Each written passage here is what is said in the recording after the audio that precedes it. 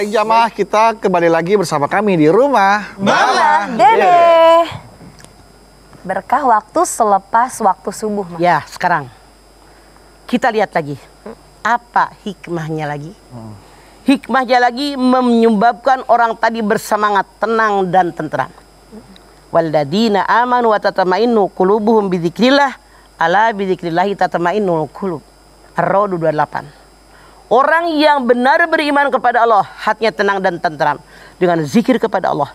Ketahuilah kalian, zikir kepada Allah menyebabkan hati kalian tenang dan tentram. Masya Allah. Makanya Abu Hurairah mengatakan, Islam itu mudah, tapi jangan digampangin. Ibadah sesuai dengan kemampuan, jangan berlebihan, jangan juga dianggap remeh, digampangin, dilecehkan, jangan. Kalau tidak bisa melakukan yang sempurna, minimal mendekati kesempurnaan sesuai kemampuan. La yukallifullahu nafsan illa wus'aha. Mulailah kegiatan di waktu pagi, karena itu memberikan ketenangan buat kalian. Orang yang pagi-pagi sudah mulai bekerja, hatinya tenang dan tentram, yakin udara masih segar, Masya Allah. badan masih fit, bekerja tenang. Bini udah biarin sarapan, anak-anak udah siap sekolah, tenang nggak? Tenang. Di waktu pagi hari. Oleh karena itu, Ibnu Mas'ud, dia seorang ahli ibadah. Sahabat akan bertamu ke rumah Ibnu Mas'ud setelah subuh. Assalamualaikum. Ada budak kuliahnya. Waalaikumsalam, silahkan masuk. Duduk. Dua orang sahabat berdiri aja di pintu. Ibnu Mas'ud belum keluar. Ibnu Mas'ud bilang, masuk.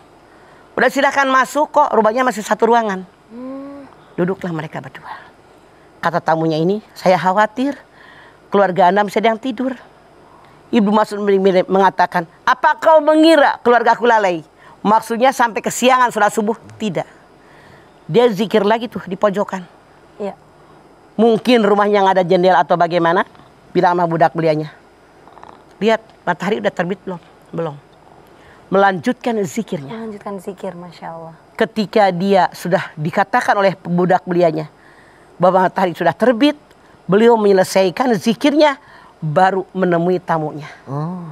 Jadi dikatakan orang yang habis sembahyang subuh sampai terbit matahari, dia bermunajat, berdoa, berzikir, ingat kepada Allah, itu pahalanya seperti orang yang umroh. Masya Allah. Masya Allah, ini luar biasa. Ini mah kadang-kadang, Assalamualaikum, Assalamualaikum, Allahumma lantas jalan. Kecuali kalau ada uzur. Kalau tidak ada uzur, manfaatkan habis subuh untuk bermunajat. Di situ waktu yang mustajabah. Karena ada 4 waktu yang diijabah oleh Allah. Yang pertama, antara azan dengan iqomat. Iqomah. Makanya kalau kita di Mekah atau di Madinah, antara azan dengan iqomat 15 menit. 15 menit ya, Ma? 10 menit. Lama, nggak kayak di kita. Sekarang azan, sekarang iqomat. Kenapa? Yang azannya dia, yang imamnya dia, makmumnya dia. Nungguin siapa lagi kata dia. Ada orang lain. Nunggu langsung aja dah. Iya langsung. Gitu kan. Ma. 2. Iya. Kapan waktu itu diijabah oleh Allah Subhanahu wa taala? Ketika sepertiga malam. Tengah malam sampai datang jam 3, jam 4. Yang kedua, sujud terakhir dalam sembahyang kita. Yang keempat, habis sembahyang wajib. Habis sembahyang wajib. Makanya habis sembahyang wajib, jangan Allahumma lantas jalan. Berdoa, inilah waktu-waktu yang mustajabah, yang kalau kita berdoa diijabah oleh Allah. Ud'uni astajib lakum. Berdoalah kepadaku, niscaya apapun yang kalian minta pasti aku kabulkan.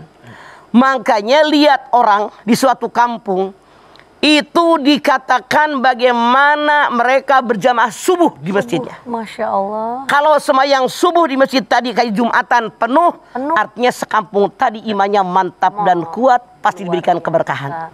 Cuman punten, maaf, survei membuktikan. Maghrib 4 baris. 4 baris. Isya 4-5 baris.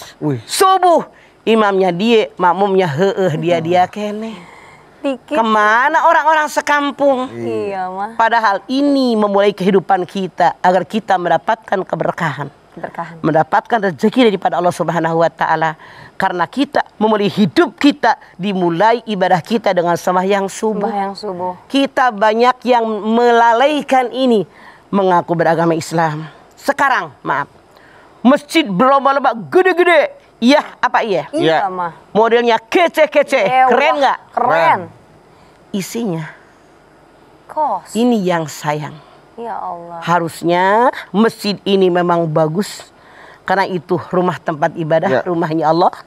Jamaahnya pun harus bagus. Harus bagus. Tapi banyak anak muda sekarang yang sudah menyadari ini, mereka berlomba-lomba masuk masjid. Masya Allah. Makanya orang yang disukai oleh Allah Subhanahu wa taala, orang yang hatinya tergantung dengan masjid.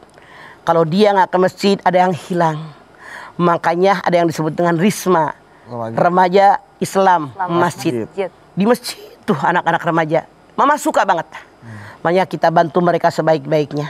Anak-anak kecil nih, anak-anak bedu, anak-anak kalian biasakan pergi ke masjid subuh-subuh teng-teng. Ini mah kadang-kadang bapaknya yang dibangunin sama anaknya, bolak. Iya. Harusnya bapaknya kebangunin Bapaknya anaknya, bangunin, menyadarkan. Ini kadang-kadang kata bapaknya, kamu aja gantiin ayah. Ya Aku bisa gantiin. Ada di mana? Ini Iya. kurang apa lagi? Makanya subuh dimulai itu dengan azan 2 kali bedu.